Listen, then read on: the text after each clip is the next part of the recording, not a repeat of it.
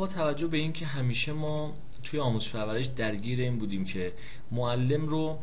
درگیر میکردیم با یه سری از نرم افزارهای بسیار سنگین که در واقع تولید محتوا الکترونیک کنن و هیچ وقت هم نمیتونستن به این نتیجه برسن.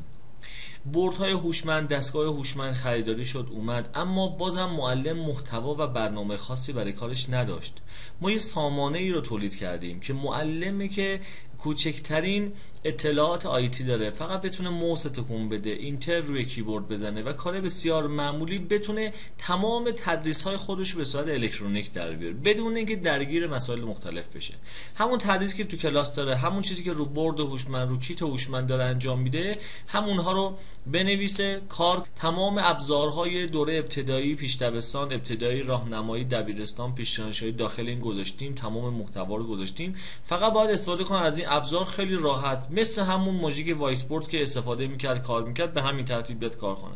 تمام منوهای اینا به صورت کاملا فارسی طراحی شده. عدم تمرکز ذهنی بر روی تخته تدریس، مثلا ابزارهای هوشمند که در واقع ما نیاز داریم. میخوایم عکس بگیریم، میخوایم فیلم بگیریم از صفحه، میخوایم فیلم برداری رو که انجام دادیم اتوماتیک تبدیل کنیم به فایل‌های فلش، فایل اگزه اجرایی برای تولید محتوا توی سازمان، وزارتخونه. میخوایم کیف ابزار که در واقع استفاده کنیم از آزمون‌های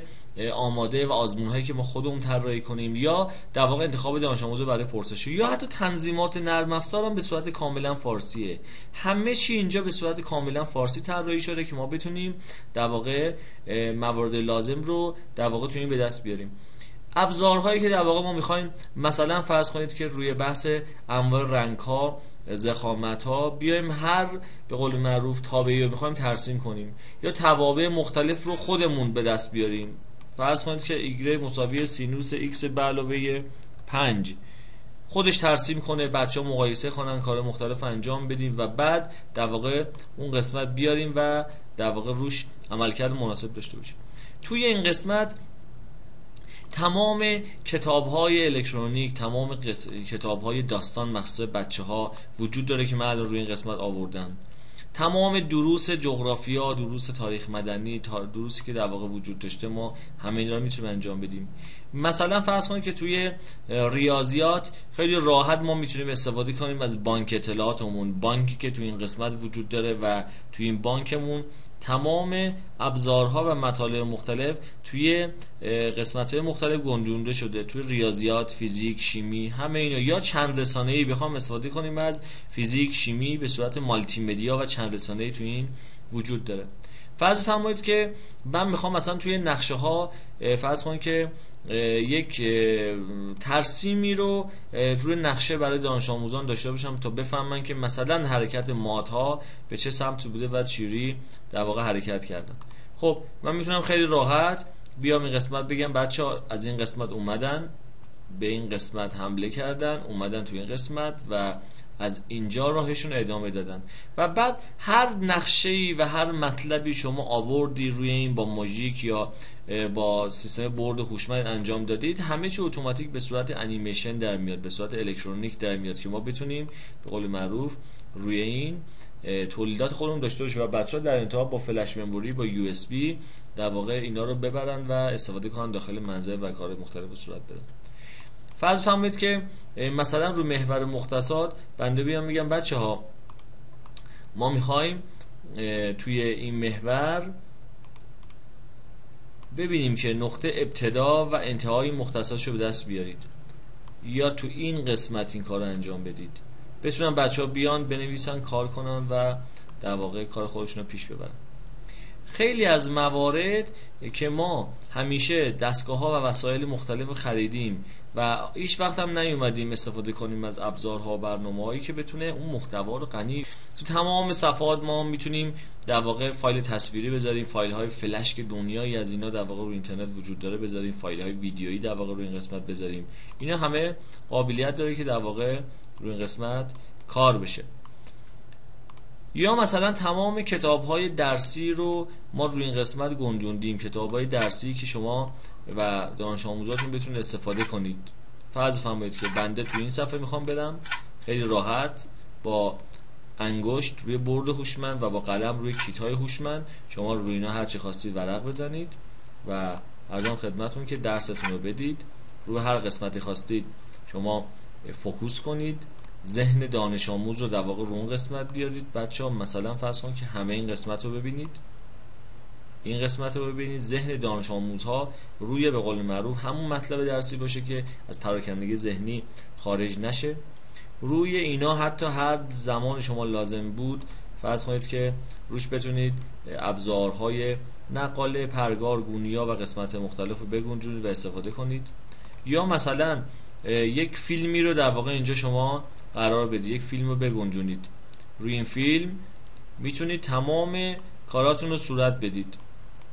به همین ترتیب دقیقاً ابزار رو میبینید که دبیر داره درس میده، نقاله، پرگار، گونیا رو میاره، همه چی اتوماتیک به صورت انیمیشن در میاد. میتونه ژورنال های مختلف بسازه، آزمایشگاه های مختلف رو در واقع روی این قسمت اجرا کنه. تمام ابزارها داخل این گنجونده شده که بتونه شما روش به قول معروف تدریساتون رو داشته باشید و همه رو با فایل صوتی ذخیره کنید، به صورت اینترنتی در واقع پخش کنید. با یک اینترنت بسیار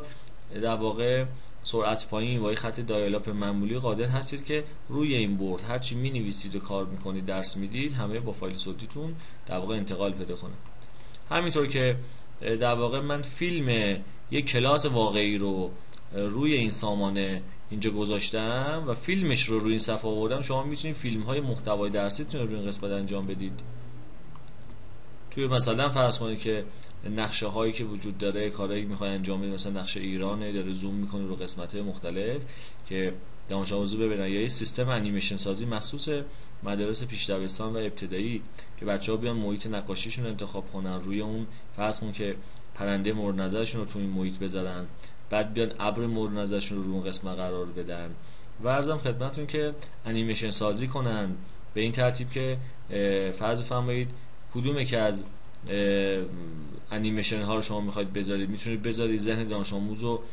جرقه‌های ذهنی براش ایجاد کنید، خلاقیت ایجاد کنید و بعد در انتها پرینت بگیرید از اون و بچه‌ها بشینن روی میز به صورت یدی دستی شروع کنن نقاشی‌ها و قسمت مختلف رو به صورت یدی و دستی بکشن.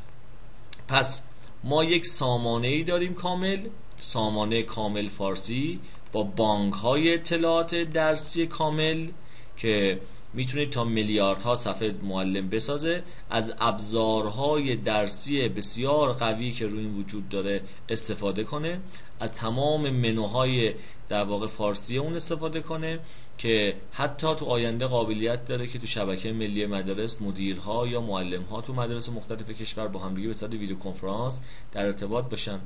و دبیرم هیچ اطلاعاتی نیاز نیست داشته باشه، فقط توی در واقع مدرسه بتونه کنترل پروژکتور رو بگیره، پروژکتور رو روشن کنه، نور رو بندازه یا رو برد هوشمندش یا با کیت هوشمندش که لمسی است شروع کنه با قلم اون که مثل ماژیک وایت بورد میمونه، شروع کنه ابزارهاشو بیاره تو صفحه، درساشو بده، با فایل صوتی و همه چیز ذخیره میشه و همه امکانات کامل بهتون میده و بسیار زیاد تولید محتوا میشه. شما فرض کنید که توی یه هفته چقدر دبیر درس میده، چقدر دبیر